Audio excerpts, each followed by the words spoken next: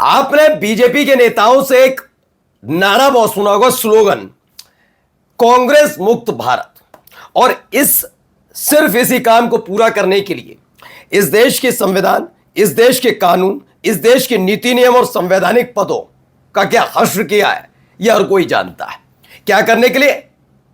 कांग्रेस मुक्त भारत। लेकिन अब न केवल देश की जनता बल्कि तमाम राजनीतिक दल जो अलग अलग अपने दलों के राष्ट्रीय अध्यक्ष बनकर अपने अपने राज्य में क्षेत्रीय छत्रप बनकर भारतीय जनता पार्टी को चुनौती दे रहे थे, अब वो सारे के सारे दूसरे दांव में चले गए। हालत यह है कि जिस कांग्रेस मुक्त भारत का सपना बीजेपी देख रही थी, कहीं ऐसा ना हो कि आने वाले वक्त में भाजपा मुक्त भारत हो जाए। वजह क्या है? वजह यह कि इतिहास एक बार फिर से अपने आप को दोहरा रहा है। पहले गठबंधन हुआ करते थे इंदिरा गांधी की सरकार के खिलाफ, कांग्रेस के खिलाफ, लेकिन बीजेपी के खिलाफ कुछ उल्टा हो रहा है। अब गठबंधन नहीं कोई करना चाह रहा, बल्कि जो पार्टियां अलग अलग दल में अलग अलग बैठ गई थी ना, वो एकजुट हो रही है। और बात आज मैं टीएमसी की नहीं कर रहा हूं। जी हां, टीएमसी की तरफ से सिर्फ हरी झंडी आना बाकी है, ऐलान होना बाकी है। सब कुछ हो चुका है, डील पक्की हो चुकी है। राज्यसभा जाएंगी ममता बनर्जी, वहां उपनेता विपक्ष बनेंगी, बहुत सारी चीजें चल रही हैं, बस ऐलान होना बाकी है। सोनिया गांधी से मुलाकात होनी है उनकी। लेकिन इन सब के बीच एक और राजनीतिक दल जो पहले कांग्रेस के साथ थे लेकिन कांग्रेस से अलग हटकर उन्होंने अपनी पार्टी बनाई, उनका भी एक दबदबा अपने क्षेत्र में है। और खास बात है कि अगर वो दल कांग्रेस में शामिल होता है तो भारतीय जनता पार्टी 1 से 2 राज्यों में बाहर होगी। मोदी सरकार के लिए सेटबैक से कम नहीं होगा। ये तमाम चीजें होने जा रही, यानी हर एक राज्य में सत्ता में आने की जो लालच है, ये कैसे किसी राजनीतिक दल को ले डूबता है, आज आपको दिखाने जा रहा हूं। नमस्कार, मैं हूं प्राज्वल गौतम और आपको दिखाता हूं कि पश्चिम बंगाल से जो चली थी कहानी, वो पहुंच गई है सीधे महाराष्ट्र। जी हां, पहले खबर निकल कर आई कि ममता बनर्जी और सोनिया गांधी में मुलाकात हुई। उस मुलाकात के बाद अभिषेक बनर्जी और राहुल गांधी में मुलाकात हुई। उसी वक्त ममता बनर्जी ने 1 हफ्ते का वक्त मांगा, क्योंकि कांग्रेस की तरफ से ऑफर दिया गया कि टीएमसी अपना विलय कांग्रेस में करे, क्योंकि ममता बनर्जी एक वक्त में कांग्रेस में ही थी, बाद में उन्होंने तृणमूल कांग्रेस बनाई थी।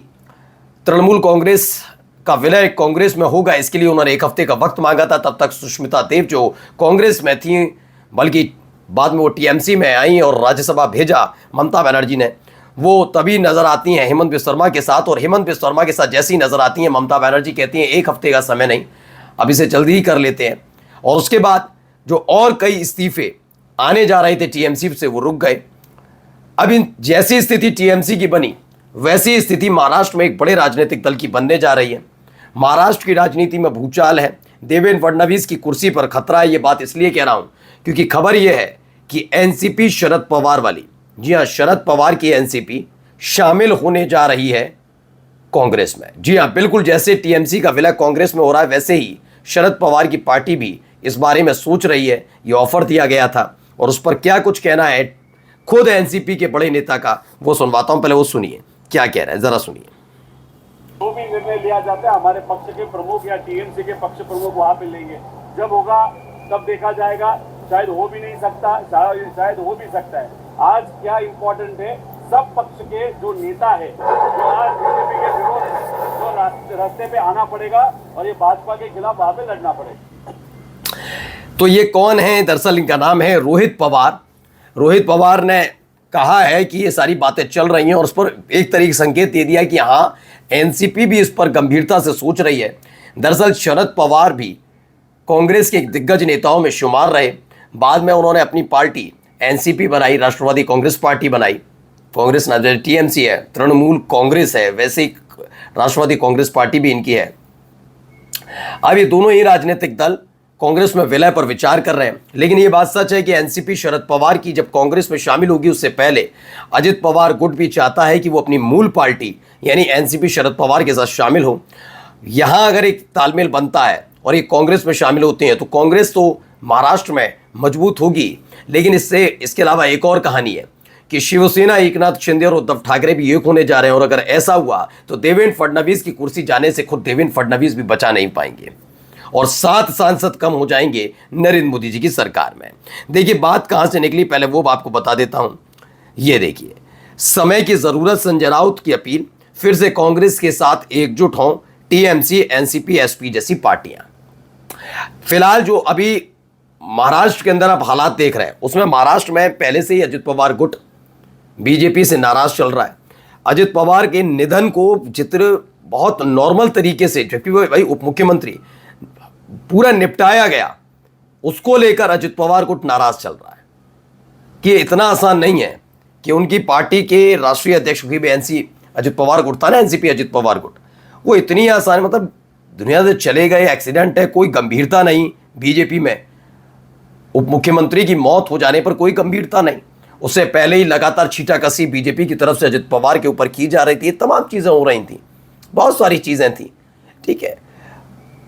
वो पहले से ही मामला चला था, एनसीपी गुट जो है वो एकजुट होने जा रहा है। अभी खबर आई कि एकनाथ शिंदे की शिवसेना को जितना खतरा कांग्रेस, एनसीपी और उद्धव ठाकरे की शिवसेना से नहीं है, उतना उससे ज्यादा खतरा बीजेपी से। बीजेपी कैसे तोड़ रही है पार्टी, तो एकनाथ शिंदे भी इस पर विचार कर रहे थे। अब्दुल सत्तार ने तो खुलकर कह दिया कि बीजेपी से ज्यादा खतरा है, जबकि उद्धव ठाकरे से इतना खतरा नहीं, उनकी शिवसेना से खतरा नहीं, तो दोनों शिवसेना एक होने जा रही हैं।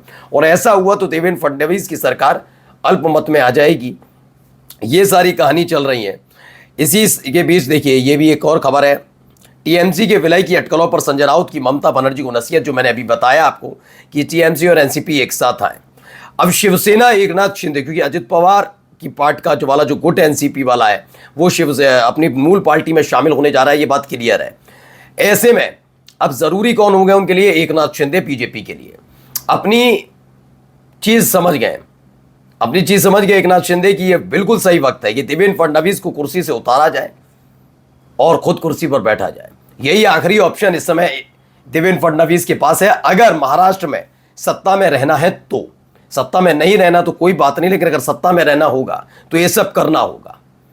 देखिए, इनको लेकर अब बयान भी आ गया, एकनाथ शिंदे को फिर सीएम देखना चाहते हैं, शिवसेना एमएलसी के बयान से बड़ी सीआरसी सरगर्मी। खबर है, भंडारा गोदिया में एक सभा में बच्चू कुडू ने खुलकर अपनी बात रखी। उन्होंने कहा कि हर शिवसैनिक के मन में यह स्वाभाविक भावना होती है कि उनका अपना नेता मुख्यमंत्री बने और कार्यकर्ता इसके लिए काम करें। उनके मुताबिक कोई भी शिवसैनिक ये नहीं चाहेगा मुख्यमंत्री कांग्रेस या राष्ट्रवादी पार्टी का हो, यानी समझ गए ना, राष्ट्रवादी पार्टी यानी बीजेपी का, राष्ट्रवादी कांग्रेस नहीं, कांग्रेस का या फिर राष्ट्रवादी पार्टी का हो, किसका हो, शिवसेना का। बच्चू कुडू ने जोर देकर कहा कि वे और उनके सभी कार्यकर्ता एकनाथ शिंदे को फिर से महाराष्ट्र के मुख्यमंत्री के रूप में देखने के लिए पूरी तरह से बेताब है।